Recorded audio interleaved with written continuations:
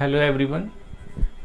Today we start second chapter of business study class 11th Forms of Business Organization. इस second chapter में जो business organisation होते हैं उनकी फॉर्म के बारे में हमें स्टडी करने को मिलेगा कि बिजनेस ऑर्गेनाइजेशन की कितनी फॉर्म है, वो किस टाइप से कितने टाइप से अपने बिजनेस को रन करते हैं। तो सबसे पहले हम क्या समझते हैं, ये बिजनेस ऑर्गेनाइजेशन होती क्या है।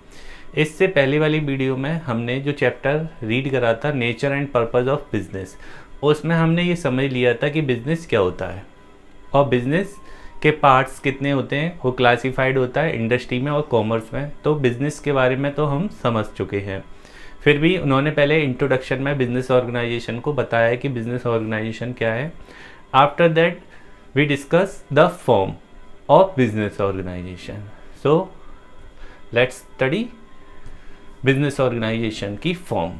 तो first of all business organisation. A business organisation is an organisation which is engaged in some business and commercial activities.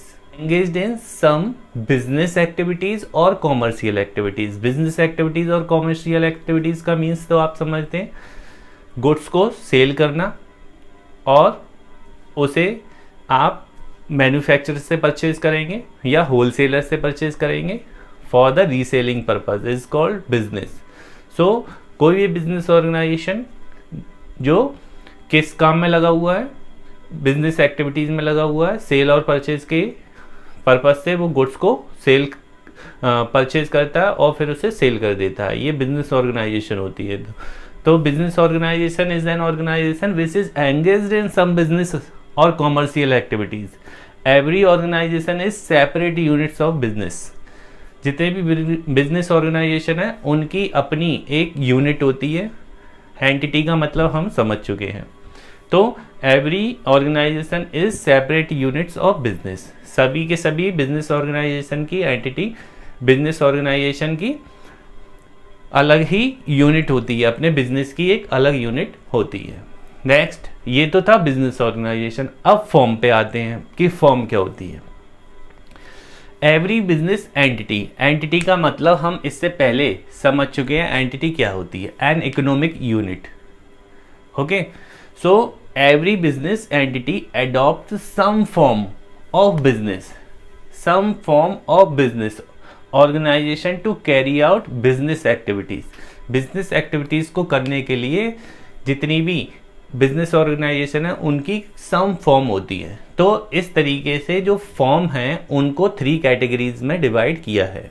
कैसे, देखिए, कुछ लोग प्राइवेट सेक्टर में अपना बिजनेस कर रहे हैं, कुछ गवर्नमेंट ने अपने ऑर्गेनाइजेशन चला रखे हैं, कुछ गवर्नमेंट प्लस प्राइवेट सेक्टर के हैं। तो इस तरीके से इन्हीं को बेस मान के उन्होंने 3 फॉर्म्स बनाई हुई हैं। ये 3 फॉर्म कौन कौन सी हैं? पहला है private sector enterprises. Private sector enterprises में फुली कैपिटल किसकी लगी होती है? प्राइवेट सेक्टर की, जिसमें गवर्नमेंट की कैपिटल बिल्कुल भी नहीं होती है। नेक्स्ट है पब्लिक एंटरप्राइजेज। पब्लिक एंटरप्राइजेज में क्या होता है कि इसमें आप जो बिजनेस ऑर्गेनाइजेशन है वो पब्लिकली होता है, जिसमें गवर्नमेंट का इन्वॉल्वमेंट, गवर्नमेंट की कैपिटल का बहुत ज़्यादा इन्वॉल्वमेंट रहता है। नेक्स्ट है जॉइंट सेक्टर। जॉइंट सेक्टर में गवर्नमेंट और प्राइवेट सेक्टर दोनों की कंबाइंड कैपिटल लगी हुई होती है। तो इनकी कैपिटल किस किस पार्ट्स की लगी है, किसने कितनी लगाई है, वो उसी बेसिस पे उसकी फॉर्म को बना दिया है। तो प्राइवेट सेक्टर एंटरप्राइजेज होता है, पब्लिक सेक्टर एंटरप्राइजेज होता है, और क्या होता है? जॉइंट एंटरप्राइज होता है। सो स्टूडेंट, अब समझते हैं private sector, public sector and joint sector, इनमें क्या डिफरेंस है।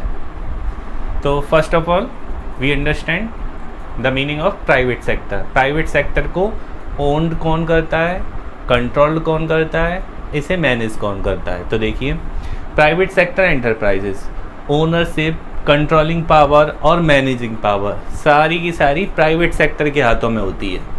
इसमें गवर्नमेंट का इन्वॉल्वमेंट कुछ भी नहीं होता है। सब कुछ कौन करेगा? इसकी ओनरशिप, इसकी कंट्रोलिंग पावर, इसकी मैनेजिंग पावर किसके पास होगी? प्राइवेट सेक्टर के हाथों में। नेक्स्ट है मेन मोटिव। मेन मोटिव होता है इसका अर्निंग प्रॉफिट। एंड इस तरीके की कितनी इंडस्ट्री हैं, कई सारी इंडस्ट्री हैं। उनके एग्जाम्पल है जैसे रिलायंस इंडिया लिमिटेड, ये प्राइवेट सेक्टर की इंडस्ट्री है। टाटा कंसल्टेंसी, टाटा कंपनी है, बिरला कंपनी है, विप्रो है, ऐसी तमाम कंपनी हैं जो प्राइवेट सेक्टर की हैं। इनके ownership, controlling power, managing power सबकी सब किसके पास होती है? प्राइवेट सेक्टर के हाथों में। और इनका मेन मोटिव क्या होता है? प्रॉफिट अर्निंग करना। अब आते हैं पब्लिक सेक्टर पे। पब्लिक सेक्टर में जो ओनरशिप है, कंट्रोलिंग पावर है, मैनेजिंग पावर है, वो सब गवर्नमेंट के हाथों में होती है। या तो सेंट्रल गवर्नमेंट के हाथ में होगी या स्टेट गवर्नमेंट के हाथ में। यहाँ CG लिखा हुआ है, CG for central government and SG for state government. या तो ये जॉइंटली किसी को कंट्रोल, मैनेज्ड और ओन्ड कर रहे होंगे, या पूरा की पूरा होल्ड सेंट्रल गवर्नमेंट का होगा, या पूरा की पूरा होल्ड स्टेट गवर्नमेंट का होगा। ठीक है, इनका मेन मोटिव सर्विस देना होता है। जैसे इस तरीके की जो जॉइंट पब्लिक वाली कंपनी है, जो पब्लिक सेक्टर की कंपनी है, जैसे कि SAIL steel authority of India limited, GAIL है, भेल है, इस तरीके की कई सारी ऐसी यूनिट हैं जो पब्लिक सेक्टर की यूनिट है। LIC है, ये पब्लिक सेक्टर की यूनिट है। इनका कंट्रोल, मैनेजर, इनकी managing power, controlling power, ownership किसके हाथ में? गवर्नमेंट के हाथ में। तो जिन एंटरप्राइजेस की ownership, managing power, controlling power government के हाथ में होती है, तो वो कौन से एंटरप्राइज होते हैं? पब्लिक सेक्टर के। अब आते हैं जॉइंट में क्या होगा कि उनकी जो ओनरशिप है, उनकी कंट्रोलिंग पावर है, उनकी मैनेजिंग पावर है, उसे जॉइंटली पब्लिक सेक्टर और प्राइवेट सेक्टर दोनों के पास होती है। तो देखते हैं इसमें क्या होता है। तो देखिए, इसकी जो ओनरशिप होती है वो दोनों जॉइंटली कर रहे होते हैं। प्राइवेट सेक्टर के पास होते हैं कुछ पावर, उसकी ओनरशिप, और कुछ पब्लिक सेक्टर के पास होती है। एंड नेक्स्ट है कंट्रोलिंग। इस पे कंट्रोल गवर्नमेंट का ही होता है, इसे प्राइवेट सेक्टर कंट्रोल नहीं करता। जो जॉइंट वाली होती हैं कंपनी, उनको कंट्रोल केवल गवर्नमेंट करती है। एंड मैनेजिंग प्राइवेट सेक्टर के हाथ में होता है, यानी जो डे टू डे की मैनेजिंग एक्टिविटीज़ होगी वो प्राइवेट सेक्टर के हाथ में होगी। ओनरशिप दोनों के हाथ में होती है, लेकिन कंट्रोल किसका होता है? गवर्नमेंट का कंट्रोल होता है। ठीक है, इस तरीके की कौन सी कंपनी है? जैसे मारुति उद्योग लिमिटेड, मारुति का नाम सबने सुना है, ये जॉइंट सेक्टर की कंपनी है, जॉइंट सेक्टर की एंटरप्राइजेज है। नेक्स्ट है कोचिन रिफाइनरीज, जितनी भी रिफाइनरीज हैं, कोचिन रिफाइनरीज का एग्जाम्पल इन्होंने दे दिया। ये क्या है? ये भी जॉइंटली गवर्नमेंट और प्राइवेट सेक्टर के हाथ में है। तो आपने देखा कि यहाँ पर जो बिजनेस ऑर्गेनाइजेशन है उसकी 3 फॉर्म है, प्राइवेट फॉर्म, पब्लिक फॉर्म और जॉइंटली फॉर्म। अब प्राइवेट सेक्टर के अंडर में कौन कौन से बिजनेस होते हैं उनको अब हम स्टडी करने वाले हैं। नाउ स्टूडेंट, अब हम प्राइवेट सेक्टर की जो एंटरप्राइजेज होती हैं उनमें कौन कौन सी फॉर्म होती हैं, यानी कि अब तक बिजनेस ऑर्गेनाइजेशन की 3 फॉर्म्स थी, प्राइवेट सेक्टर की, पब्लिक सेक्टर की और जॉइंट सेक्टर। प्राइवेट सेक्टर के अंडर में कौन कौन सी फॉर्म होती हैं उनको अब हम समझने वाले हैं कि एक प्राइवेट सेक्टर कितने टाइप की बिजनेस ऑर्गेनाइजेशन को रन कराता है। तो प्राइवेट सेक्टर के अंडर में कई टाइप के बिजनेस रन करते हैं, तो इनको समझते हैं। फर्स्ट है सोल प्रोप्राइटरशिप। सोल प्रोप्राइटरशिप वो बिजनेस होता है जिसका एक ही ओनर होता है, सिंगल ओनर, उसे सोल प्रोप्राइटरशिप बोलते हैं। यानी कि प्रॉफिट पूरा की पूरा उसका, रिस्क भी पूरा की पूरा उसका, वो सिंगल पर्सन होता है जो अपने बिजनेस को रन कर रहा होता है। तो वो कौन सी फॉर्म होती है प्राइवेट सेक्टर की? Sole proprietorship. नेक्स्ट है जॉइंट हिंदू फैमिली बिजनेस। कई सारे लोग फैमिली बिजनेस को रन करते चले आ रहे हैं, तो इस तरीके की जो बिजनेस चल रहे हैं उन बिजनेस को जॉइंट हिंदू फैमिलीज बिजनेस बोलते हैं। ठीक है, नेक्स्ट है पार्टनरशिप।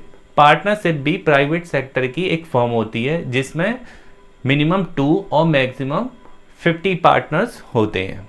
ठीक है, तो इस तरीके से जिस प्राइवेट सेक्टर की बिजनेस ऑर्गेनाइजेशन जिसमें कम से कम 2 ओनर हो और अधिक से अधिक 50 यानी 50 ओनर्स हो, तो ऐसी बिजनेस ऑर्गेनाइजेशन प्राइवेट सेक्टर की कौन सी फॉर्म होती है? वो होती है पार्टनरशिप फॉर्म। ओके, नेक्स्ट है कोऑपरेटिव सोसाइटी। ये भी प्राइवेट सेक्टर की एक फॉर्म है। जो बिजनेस ऑर्गेनाइजेशन सोसाइटी एक्ट 1912 के अंडर रजिस्टर्ड हैं, वो कोऑपरेटिव सोसाइटी को लेके एक बिजनेस एंटरप्राइजेस को रन कर रहे होते हैं। नेक्स्ट है प्राइवेट सेक्टर की जो सबसे लास्ट फॉर्म है वो है कंपनी। जो बिजनेस ऑर्गेनाइजेशन कंपनी एक्ट 2013 में रजिस्टर्ड होकर अपने बिजनेस को रन कर रहे हैं वो कंपनीज होती हैं। तो किस एक्ट के अंडर रजिस्टर्ड हैं ऐसे बिजनेस ऑर्गेनाइजेशन? Company act 2013। तो यानी ऐसे बिजनेस ऑर्गेनाइजेशन जो कंपनी एक्ट 2013 के अंडर में रजिस्टर्ड हैं वो कौन सी फॉर्म होती हैं? Companies form. अब हम क्या करते हैं, इन प्राइवेट सेक्टर की सभी फॉर्म को वन बाई वन डिटेल में डिस्कस करेंगे। तो सबसे पहले हम जो डिस्कस करने वाले हैं वो है सोल प्रोप्राइटरशिप बिजनेस। समझते हैं सोल प्रोप्राइटरशिप बिजनेस या सोल प्रोप्राइटरशिप ऑर्गेनाइजेशन ये कौन होती है, इन्हें कैसे पहचाने कि एक बिजनेस ऑर्गेनाइजेशन सोल प्रोप्राइटरशिप है कि पार्टनरशिप है कि कंपनी है कि कंपनी सोसाइटी है या हिंदू अनडिवाइडेड फैमिली बिजनेस है। तो देखिए, a business owned, controlled and managed by single individual, यानी सिंगल पर्सन जिसे ओन करता है, मैनेज करता है, कंट्रोल करता है, ऐसे ही बिजनेस ऑर्गेनाइजेशन को हम सोल प्रोप्राइटरशिप बिजनेस ऑर्गेनाइजेशन बोलते हैं। तो समझिए आप, एक बिजनेस ऑर्गेनाइजेशन जिसकी कंट्रोलिंग पावर, जिसकी मैनेजिंग पावर, जिसकी ओनरशिप केवल वन पर्सन पे, एक सिंगल पर्सन पर है, तो ऐसा बिजनेस ऑर्गेनाइजेशन कैसा कौन सा है? वो है आपका सोल प्रोप्राइटरशिप बिजनेस, जिसका कंट्रोलिंग पावर वन पर्सन पे है, ओनरशिप वन पर्सन पे है और मैनेजिंग पावर भी वन पर्सन पे है। तो सब कुछ एक ही आदमी कर रहा होता है। ऐसे बिजनेस ऑर्गेनाइजेशन को हम कौन सा बिजनेस ऑर्गेनाइजेशन बोलते हैं? Sole proprietorship business organisation. Okay, अब इसकी कैरेक्टरिस्टिक्स को समझते हैं। सो नाउ स्टूडेंट, अब हम समझते हैं characteristics of sole proprietorship business. Soul proprietorship business में कौन कौन सी खासियत होती हैं तो देखते हैं। सबसे पहली खासियत है, सबसे पहली कैरेक्टरिस्टिक्स है इसकी सिंगल ओनरशिप। सिंगल ओनरशिप में क्या है कि इसमें सोल प्रोप्राइटरशिप बिजनेस में ओनर होता है, वन पर्सन ही ओनर होता है, तो उसकी ओनरशिप क्या है? सिंगल पर्सन की ओनरशिप होती है और कैपिटल भी कौन इन्वेस्ट कर रहा है? वही सिंगल पर्सन। तो सोल प्रोप्राइटरशिप बिजनेस की ओनरशिप कैसी होती है? सिंगल होती है। इसमें अदर कोई ओनर नहीं बन सकता। क्यों? क्योंकि सोल प्रोप्राइटरशिप बिजनेस में एक ही ओनर होता है, इसलिए फर्स्ट कैरेक्टरिस्टिक्स इसकी यही है, single ownership. Okay, second, formation and closure. Formation and closure, इसके लिए कोई भी लॉ फॉर्मेलिटीज नहीं फॉलो करनी होती है, यानी कि गवर्नमेंट ने इसके लिए कोई भी एक्ट बनाया नहीं है कि सोल प्रोप्राइटरशिप बिजनेस इस एक्ट के थ्रू रजिस्टर्ड होगा और इस तरीके से बनेगा। तो इसकी फॉर्मेशन यानी सोल प्रोप्राइटरशिप बिजनेस को बनाना और इसे बंद करना बहुत ही ईजी होता है। इसके लिए गवर्नमेंट की कोई फॉर्मेलिटीज़ फॉलो नहीं करनी होती है। तो इसकी फॉर्मेशन और इसकी क्लोजिंग सिंपल है। ओके, तो ये इसकी सेकंड कैरेक्टरिस्टिक्स है। नेक्स्ट है अनलिमिटेड लायबिलिटीज। बिल्कुल, सोल प्रोप्राइटरशिप बिजनेस में जो लायबिलिटीज होती है अनलिमिटेड होती है। जो ओनर होता है उसकी प्राइवेट एसेट्स और सोल प्रोप्राइटरशिप बिजनेस की एसेट्स लॉ की नज़रों में एक ही होती है। अगर उसका सोल प्रोप्राइटरशिप बिजनेस डूब जाता है और क्रेडिटर का लायबिलिटीज का पेमेंट नहीं हो पाता है तो सोल प्रोप्राइटरशिप बिजनेस ओनर की पर्सनल असेट्स को भी पेमेंट के लिए यूज किया जा सकता है। इसलिए सोल प्रोप्राइटरशिप बिजनेस में अनलिमिटेड लायबिलिटी होती है। नेक्स्ट है individual risk bearing and profit recipient. इसमें क्या होता है कि पूरा की पूरा रिस्क किसका है? इंडिविजुअल पर्सन का है। रिस्क बॉर्न करने वाला वो सिंगल पर्सन है, रिस्क पूरा वो ही बॉर्न करेगा। तो रिस्क बॉर्निंग का मिलता क्या है? बदले में जो मिलता है वो होता है प्रॉफिट। तो प्रॉफिट भी पूरा पूरा किसका होगा, उसी सिंगल पर्सन का। तो इसलिए बोला है उन्होंने इंडिविजुअल रिस्क बियरिंग, पूरा रिस्क इंडिविजुअल पर्सन का है, एंड प्रॉफिट रिसिपेंट भी वो सिंगल पर्सन ही होता है। ओके, नेक्स्ट है वन मैन कंट्रोल। नेक्स्ट है वन मैन कंट्रोल। यहां पर कंट्रोलिंग पावर उसी इंडिविजुअल पर्सन पर होती है। जो कंट्रोलिंग पावर होती है वन मैन कंट्रोलिंग पावर होती है। हालांकि सम अदर बिजनेस जो सिंगल सोल प्रोप्राइटरशिप बिजनेस होते हैं उनमें मैनेजर दूसरा पॉइंट कर लेते हैं, लेकिन whole entity, whole power, whole controlling power उस वन पर्सन की होती है, भले ही उसने मैनेजर को एज अ सैलरी बेसिस पे कंट्रोल मैनेजिंग करने के लिए रख रखा हो, बट कंट्रोलिंग पावर उसी इंडिविजुअल पर्सन की होती है। सो वन मैन कंट्रोल होती है सोल प्रोप्राइटरशिप बिजनेस। नेक्स्ट है no separate legal entity. Law की नज़रों में सोल प्रोप्राइटरशिप बिजनेस और उसकी ओनर, उसका ओनर दोनों एक ही माने जाते हैं। इसके लिए सेपरेट कोई लीगल फॉर्मेलिटीज नहीं बनती है कि सोल प्रोप्राइटरशिप बिजनेस एक अलग पर्सन है और उसका ओनर अलग है, ऐसा बिल्कुल भी नहीं है। So sole proprietorship business separate legal entity नहीं होता है। नेक्स्ट है लैक ऑफ बिजनेस कंटिन्यूटी।